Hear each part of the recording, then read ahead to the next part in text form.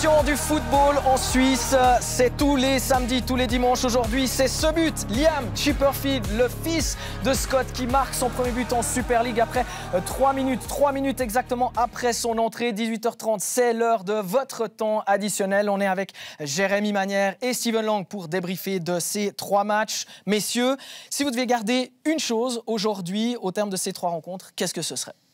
Ça serait de nouveau la très belle opération faite par le FC Lucerne qui de nouveau gagne, prend encore un petit peu d'écart par rapport à Lausanne et a très bien géré sa partie contre Getse. Moi, le but de Liam Chipperfield, voilà, premier but en Super League, ça va être un souvenir à vie pour lui. On s'en rappelle à vie de son premier but, et donc voilà. Très beau but de Liam Chipperfield. Vous vous souvenez du vôtre ? Oui, mais bien sûr. Jérémy ? Aussi. Pareil, tant mieux, moi pas. Alors, c'était la première de Matteo Vanetta, aujourd'hui à la tête des Young Boys. Young Boys qui se déplaçaient à la Tuilière pour y affronter le FC Lausanne Sport. Alors, voilà, que peut-il apporter à IB jusqu'au terme de la saison, à votre avis, Matteo Vanetta ? Déjà, il connaît très bien les joueurs. C'est quelqu'un qui est depuis très longtemps à Young Boys, dans différents rôles. C'est quelqu'un qui connaît parfaitement le championnat suisse. Il a été joueur, il a analysé les adversaires de Young Boys.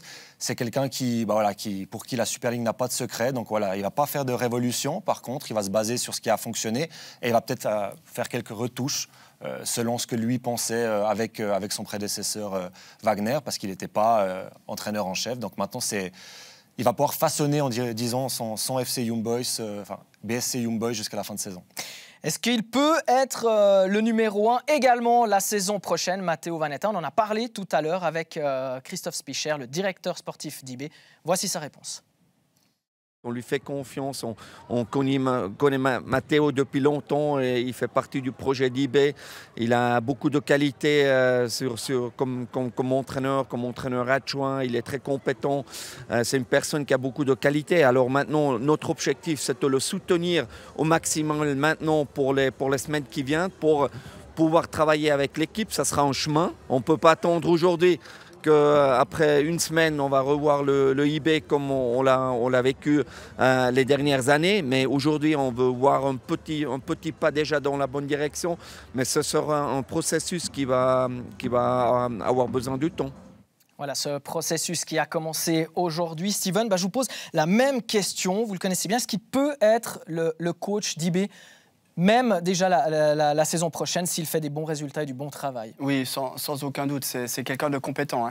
Alors, instructeur SF, donc c'est clair que la théorie, il connaît, mais également la pratique. Il était dans l'ombre de Jerry Sohanet, de Wagner aussi. C'est un enfant d'IB. Il connaît la maison. Et surtout, pour moi, le plus important, c'est qu'il a le respect des joueurs. Parce que souvent, quand vous êtes assistant d'un coach, vous avez un rôle un peu secondaire, bien sûr, mais on vous respecte. Et ingrat parfois. Exactement. Votre rôle consiste un peu à mettre les coupelles, à donner les chasubles. C'est ingrat, mais oui, c'est un peu ça. Et lui, pas du tout. Il prenait déjà des décisions et les cadres du vestiaire le respectent. Et surtout, il est très compétent. Je suis persuadé qu'il peut ramener IB tout en haut. Allez, je vous propose de découvrir comment s'est passée la première de Matteo Vanetta sur le banc d'IB. Robin Mercier. La grimace de Matteo Vanetta pour son premier match à la tête de Young Boys. Le nouvel entraîneur fraîchement nommé du côté du club de la capitale n'aura pas obtenu les débuts escomptés. Ce sont pourtant ces hommes qui s'illustrent en premier dans cette partie. Ballon aérien sur Siebatcheu qui se retourne et marque. Mais finalement, les Lausannois protestent pour une main au visage de Siebatcheu. L'arbitre de la partie, Madame Esther Staubli, annule la réussite bernoise. Le Lausanne Sport se bat bien et va répondre au quadruple champion en titre. Longue balle de Sanchez sur Amdouni qui contrôle magnifiquement dans la course avec un sombrero et trouve le chemin du filet de Von Balmos. C'est 1-0 pour le Lausanne Sport au terme de cette superbe action. C'est sûr que ça fait du bien. Ce but, on l'attendait depuis longtemps. Ça fait longtemps qu'on n'avait pas mené au score. Maintenant, à nous de garder l'avantage et de bien faire en deuxième mi-temps. Au retour du vestiaire, ça ne se passe pas comme prévu pour Lausanne. La réaction bernoise ne s'est pas fait attendre. Centre de Garcia côté gauche dans la boîte. Cette fois-ci, Siebatcheu à la régulière parvient à toucher le ballon et bat Moridio. C'est 1-1 dans ce match et tout est à refaire pour les Lausannois. On joue la 49e minute. 74e, Garcia frappe en demi-volée. Dio dévie ce ballon au corner. Sur ce même corner, Tsessiger de la tête vient encore une fois mettre à contribution le portier lausannois qui dit non. 79e, ballon bien exploité par les Lausannois, superbe combinaison entre les défenseurs bernois. Amdouni à la finition mais gâche cette action avec une frappe dans les tribunes. 83e minute, Young Boys obtient un coup franc aux 16 mètres. Garcia s'élance et inscrit le 2-1 pour Young Boys. Ce but est un cadeau des Lausannois, le mur se désolidarise et Moridio ne peut rien faire. Le LS qui tenait bon jusqu'à maintenant capitule une deuxième fois au pire moment du match. Coup du sort en toute fin de match, Lausanne obtient un penalty pour une faute de main. Sur le ralenti, la position du bras de Garcia est irrégulière, même après que le ballon ait touché une autre partie de son corps. C'est le sursis espéré pour les hommes de Casanova. De les arrêts de jeu, Kukuruzovic à la balle d'égalisation, il ne tremble pas et permet au Lausanne Sport d'égaliser et d'obtenir son premier point de cette année 2022. C'était très important pour la confiance, pour tout de faire un point déjà. Et aujourd'hui, on arrive à arracher le match nul à la 90e et c'est très important. Young Boys est tenu en échec pour la première de son nouvel entraîneur et manque de se rapprocher de Zurich au classement. Quand on change l'entraîneur, les choses ne se remettent pas en place tout seul. Il faut être un peu patient. Ce qu'on a travaillé pendant la semaine, on l'a vu sur le terrain. On a un petit peu de malchance sur certains choix. Mais je pense que c'est une équipe qui a dominé le jeu, qui a eu la possession du ballon, il y a 10 corners à 0. C'est clair qu'il y a encore des points à travailler. Mais aujourd'hui, au niveau de l'attitude, j'ai 0 reproche à faire à mon équipe. Voilà, et votre avis sur cette première de Matteo Vanetta, je vous écoute volontiers. Oui, bien sûr, il y a encore des choses à corriger. IB reste quand même fébrile parce que, comme il l'a dit, on ne peut pas tout changer en un match. Pour lui, ce qui va être important, c'est de retrouver cet ADN d'IB. Puissance et ce rouleau compresseur qui étouffait les adversaires. Je pense que, comme a joué aujourd'hui Matteo Vanetta, ça va beaucoup passer par les côtés, avec beaucoup de dédoublement des latéraux, en essayant de se montrer décisif dans les 3 derniers mètres. Ouais, Steven a parlé vraiment d'étouffer les adversaires. Moi, ce qui me manque encore à IB dans cette version 2021-2022, c'est ce pressing vraiment incessant. On sait que c'était toujours très très compliqué de jouer contre eux parce que même quand on récupérait le ballon en zone 1, on n'avait jamais de solution parce qu'il pressait avec ses 2 attaquants, avec ses 2 milieux extérieurs qui venaient très haut. Et ça, c'est quelque chose que je ne retrouve pas vraiment depuis cette année.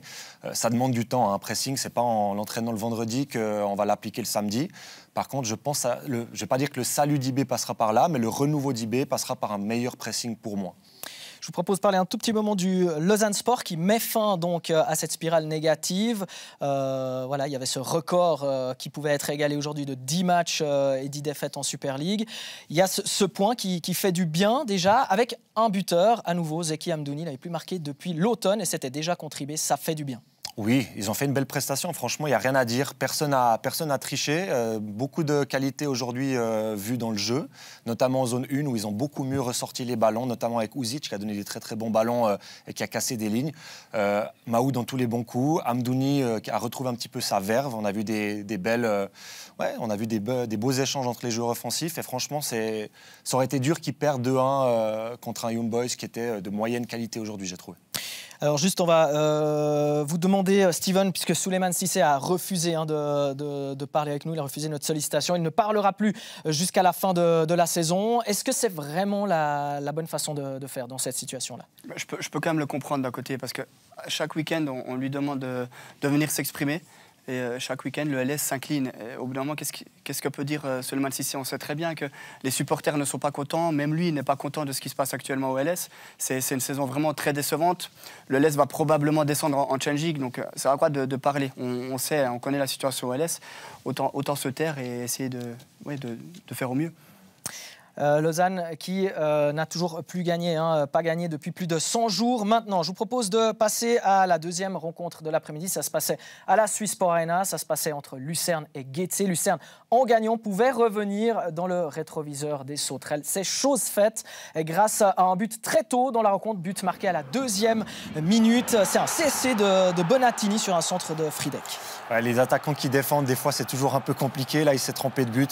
Bon ballon de Friedek dans la bonne zone avec beaucoup de Lucernois qui font l'appel juste, qui attaquent la zone entre les défenseurs et puis le gardien. Et malheureusement, je pense qu'il voit le ballon au dernier moment. Il n'arrive pas à réagir et c'est un contre son camp est vital, on va dire ça comme ça. Ouais, tout se joue sur ce but-là. Il y aura encore une occasion pour le FC Lucerne. C'est un poteau de Kvasina qui surprend Moreira. On avait l'impression que c'était plus un centre. Oui, il veut pas tirer. Hein, ça se transforme en centre-tir et beaucoup de chance hein, pour le gardien zurichois. Ça aurait été cruel hein, pour Getse d'être mené déjà 2-0 dans ce début de match. On a vu beaucoup plus de Lucerne que de Getse aujourd'hui. Victoire logique. Oui, ils ont pris l'ascendant avec ce milieu de terrain que j'aime beaucoup, un complémentaire en losange. On a vu vraiment beaucoup de Lucerne, très peu de Getse.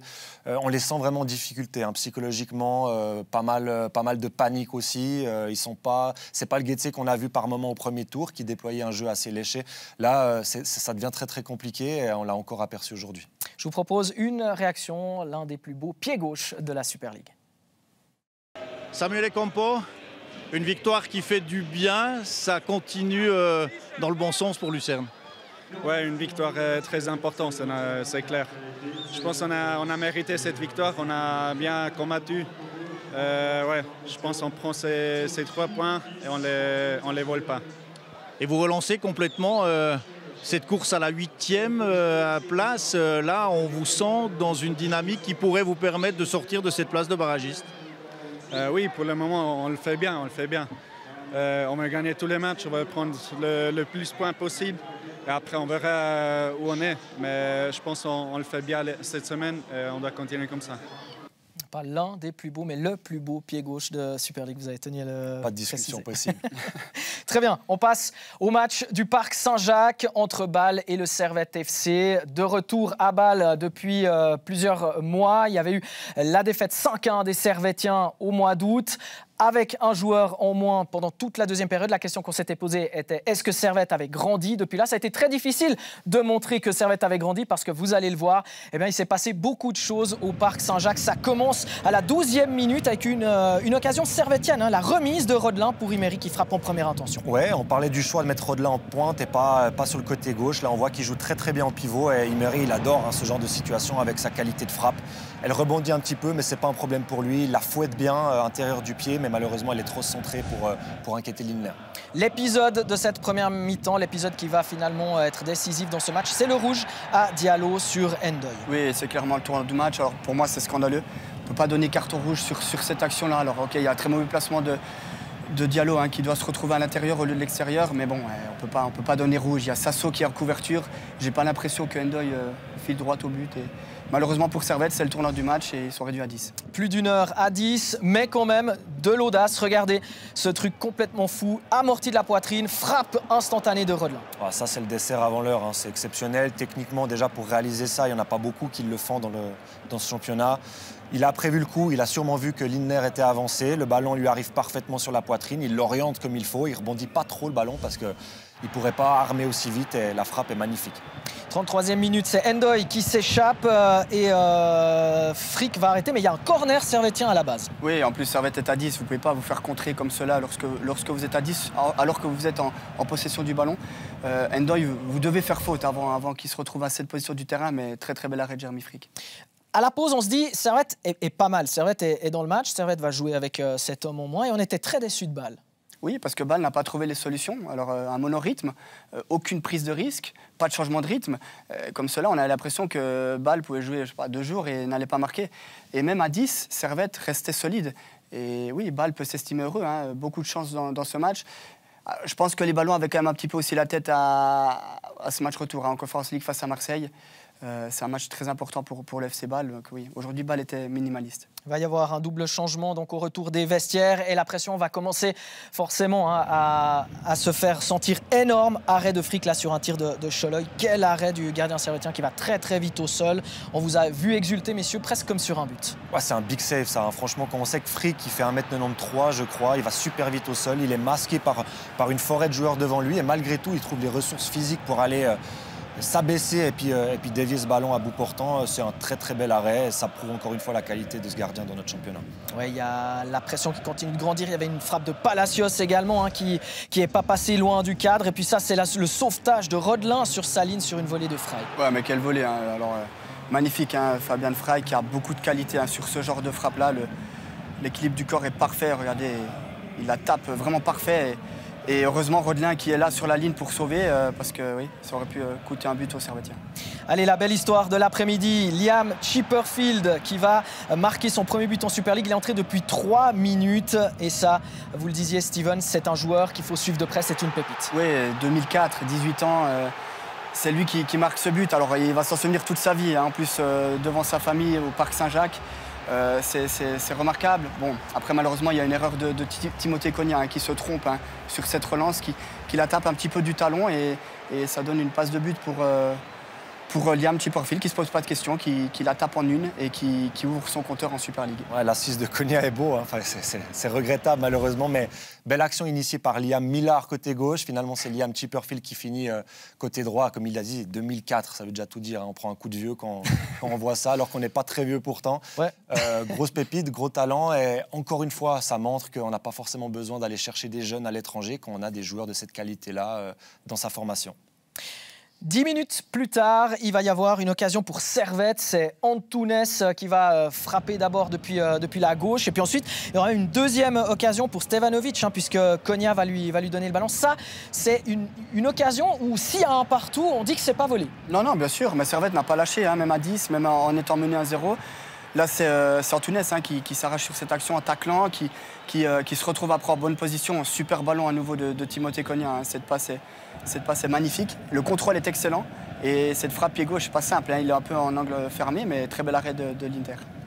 Ouais, Cogna qui est un petit peu sorti de son match hein, après cette malheureuse passe décisive. 83e minute, ça c'est le poteau de Millard. Ouais, très contre-attaque de Millard. Lui, il est frais, il est rentré à la pause. Hein. On sait que c'est un joueur qui va vite, donc compliqué pour Cogna de le rattraper.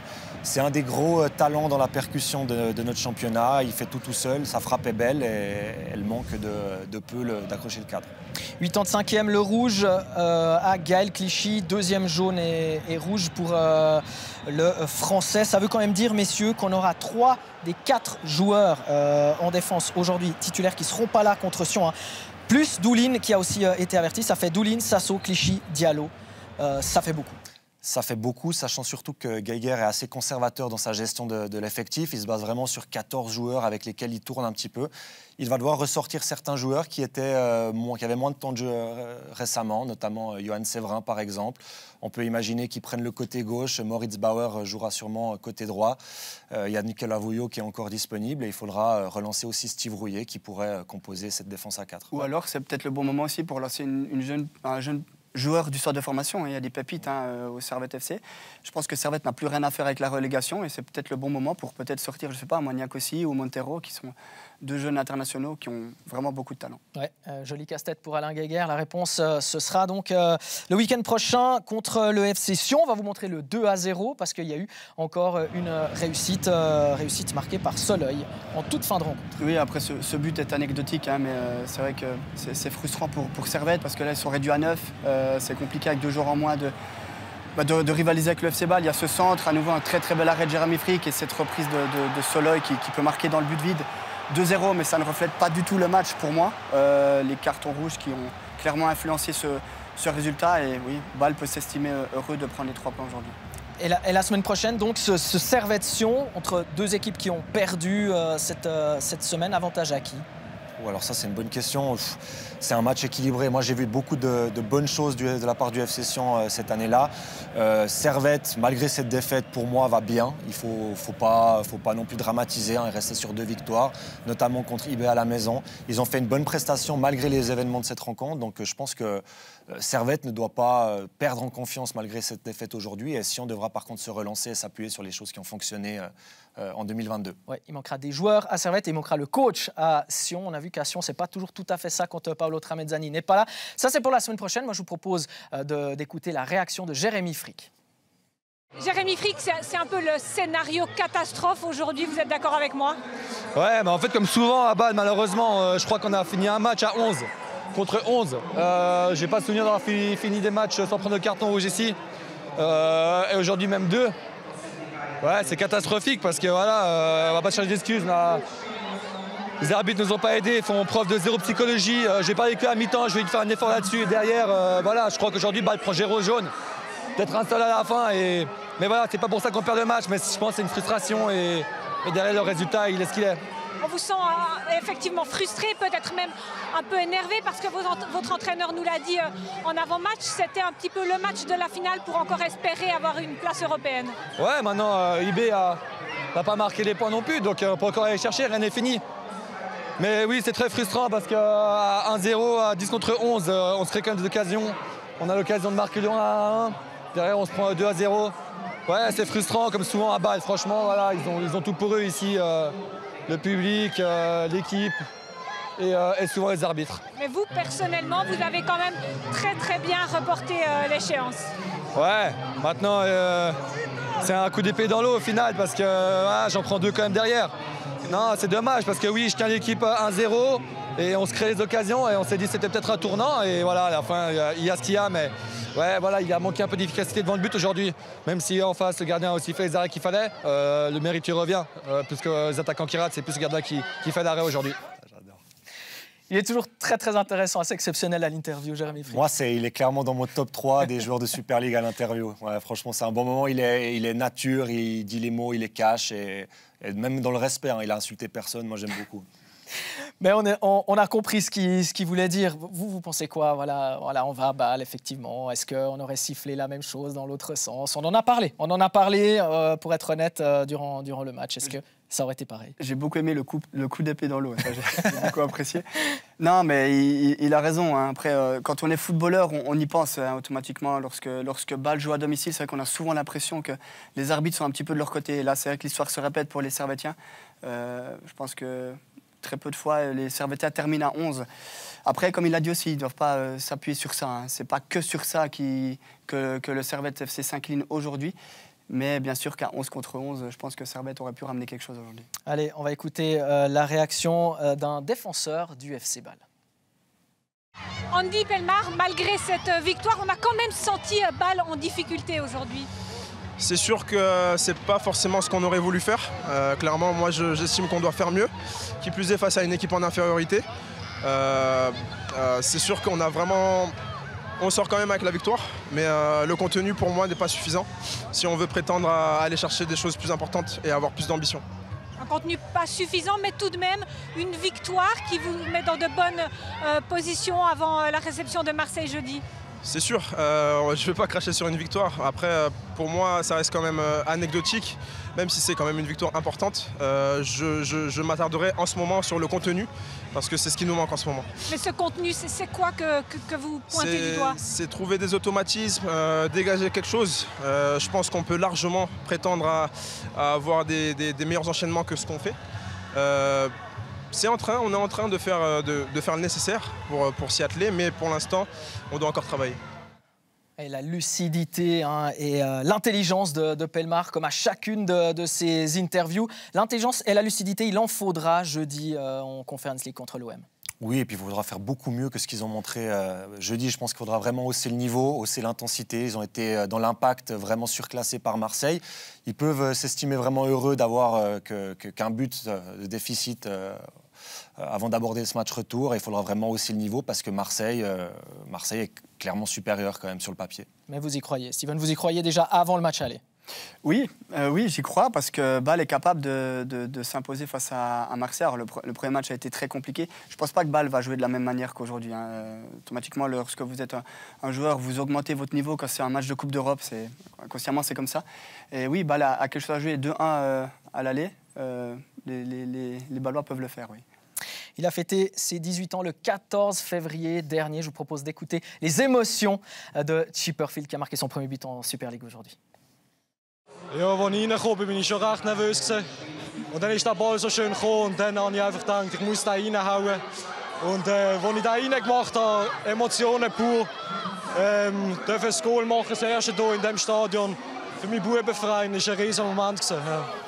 Ouais, c'est indescriptible. Quand je suis rentré, j'étais effectivement un petit peu nerveux. Je me suis dit qu'il fallait que je la mette au fond. C'est ce que j'ai fait. C'est vraiment une grande émotion de pouvoir marquer avec mon club de cœur, nous a dit Liam Chipperfield. Ça vous a fait rire, messieurs.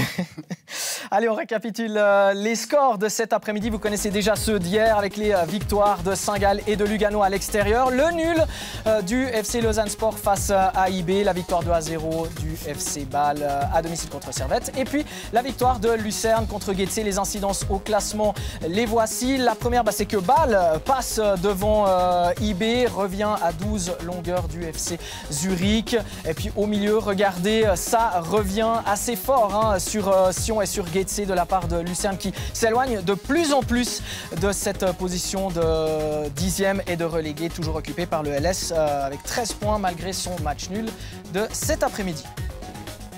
Match après match, c'est notre talk 100% foot. On revient sur l'actualité du ballon rond durant la semaine. Ce soir, c'est Alain Rohrbach à la présentation. Alain Rohrbach, c'est vous qui nous dévoilez le menu de ce soir. Effectivement, Daniel, c'est le temps additionnel du temps additionnel, la troisième mi-temps, et nous allons revenir sur des faits importants qui se sont déroulés cette semaine, à commencer par la nouvelle cagade du Paris Saint-Germain mercredi soir qui nous a effectivement concocté un menu de déjà vu. On va essayer de comprendre d'où provient le mal, mais surtout que faire pour essayer d'améliorer les choses. Autre grande Europe auprès duquel on va s'arrêter, c'est Chelsea, pris dans la tourmente avec les événements extrasportifs que vous connaissez et son propriétaire démissionnaire Abramovich. Mais Chelsea est en clair à de grandes difficultés. Est-ce que Chelsea va pouvoir terminer la saison? C'est une des interrogations que nous avons avant de commencer cette soirée. Enfin, Manchester United, Juventus sont en danger clairement avant les matchs retour. On s'y arrêtera également. Compagnie de Tim Guimard, Robin Mercier et Jérémy Manière qui joue les prolongations. Il fallait faire un choix entre Steven Lang et Jérémy Manière. Alors je vous rassure, le choix, il n'a pas été fait sur un plan capillaire.